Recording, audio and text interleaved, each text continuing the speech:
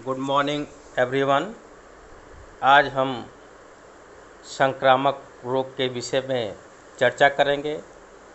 जैसा कि आप सभी लोग भले बहुत परिचित हैं कि आज पूरा विश्व संक्रामक रोग से ग्रसित है और इसका खमियाजा पूरे मानव जाति को भुगतना पड़ रहा है। संक्रामक रोग क्या है?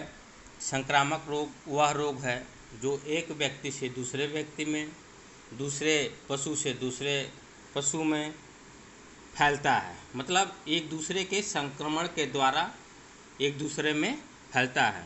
संक्रामक रोग जो किसी न किसी रोग जनित कारकों, जैसे ये कैसे फैलता है तो रोग जनित कारकों, जैसे उसके कारक कौन कौन से हैं तो प्रोटोजोआ है, कवक है, जीवाणु हैं और वायरस है इत्यादि के कारण होता है। संक्रामक रोग में एक शरीर से अन्य शरीर में फैलने की क्षमता होती है। रोग कारक जीव का संचरण, मतलब इसका जो प्रसार होता है, इस जीव का या वायरस का जो प्रसार होता है वायु के द्वारा होता है, जल के द्वारा होता है, भोजन के द्वारा होता है और रोगवाहक कीट तथा शारीरिक संपर्क के द्वारा एक व्यक्ति से दूसरे व्यक्ति में फैलता है। अगर हम WHO के अनुसार बात करें तो दुनिया भर में संक्रमण रोग पहले से ज़्यादा कहीं तेज़ी से फैल रहे हैं। मतलब इसका प्रसार पूरे विश्व में बहुत तेज़ी से बढ़ रहा है और इसका इलाज करना पहले की अपेक्षा ज़्यादा मुश्किल हो गया है। पहले के ज़्यादा मुश्किल क्यों हो गया है? क्योंकि मनुष्य में इम्यूनिटी, जो रोग प्रतिरोधक क्षमता धीरे धीरे कम होती जा रही है, शारीरिक वर्क कम होते जा रहा है, इसलिए जो हमारा इम्यूनिटी है वो कम होता जा रहा है। एक रिपोर्ट के अनुसार हर साल एक या ज़्यादा नए रोग उत्पन्न का पता चला है। मतलब प्रत्येक साल कोई ना कोई एक नया रोग उत्पन्न हो जाता है, जो कि एक अभूतपूर्व है। एजेंसी ने कहा है कि तपेदिक जैसी जानी मानी बीमारियों को नियंत्रित करने के प्रयास भी सीमित हो रहे हैं, क्योंकि ज़्यादा ताकतवर और दवाइयों की प्रतिरोधी किस्मों की विकसित होती जा रही है। मतलब दिन प्रतिदिन उस दवा में विकास करके उसकी प्रतिरोधी क्षमता को बढ़ाया जा रहा है। विश्व स्वास्थ्य संगठन ने कहा है कि इस संक्रमण का मुख्य कारण क्या है तो अंतर्राष्ट्रीय हवाई यात्रा है। विश्व स्वास्थ्य संगठन ने कहा है कि इस रोग का जो मुख्य कारण है अंतर्राष्ट्रीय हवाई यात्रा में वृद्धि है। उसने पिछले 5 वर्षों में ही 1100 से ज़्यादा विभिन्न बीमारियों के फैलने की पुष्टि की है। मतलब विश्व स्वास्थ्य संगठन ने कहा है कि पिछले 5 साल में 1100 से ज़्यादा नई किस्म की जो है बीमारियां फैली हैं। विश्व स्वास्थ्य संगठन ने अपने 193 सदस्यों को बीमारियों से फैलने के बारे में जानकारी देने और उनके टीके विकसित करने में मदद देने के लिए विषाणुओं के नमूनों का आदान प्रदान करने में एक दूसरे के साथ ज़्यादा सहयोग करने का अनुरोध किया है।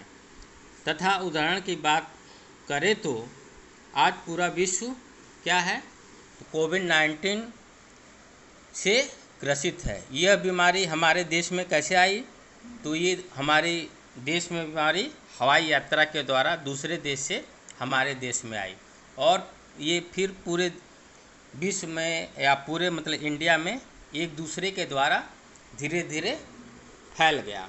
इसके बचाव के क्या कारण हैं कि हम एक दूसरे से कम संपर्क में रहें, मास्क लगाएं और अपना सैनिटाइज करें और जो भी हमें खान पान है उसका ध्यान रखें, जिससे कि हमारी इम्यूनिटी विकसित हो।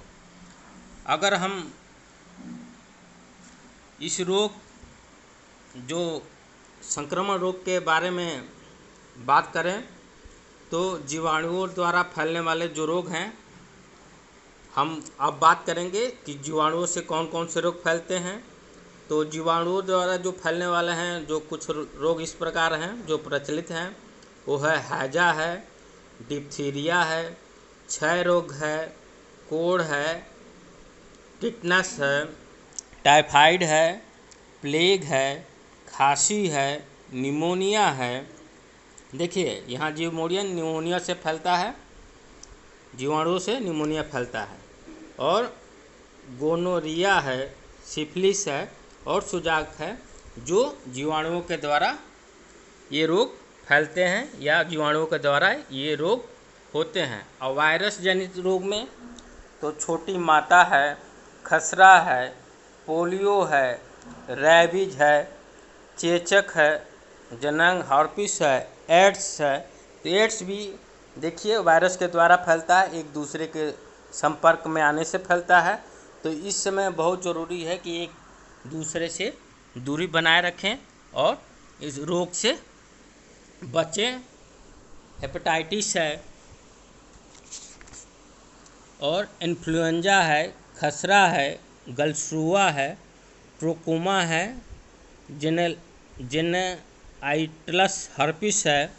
अब हम बात करेंगे प्रोटोजोआ से फैलने वाले रोग।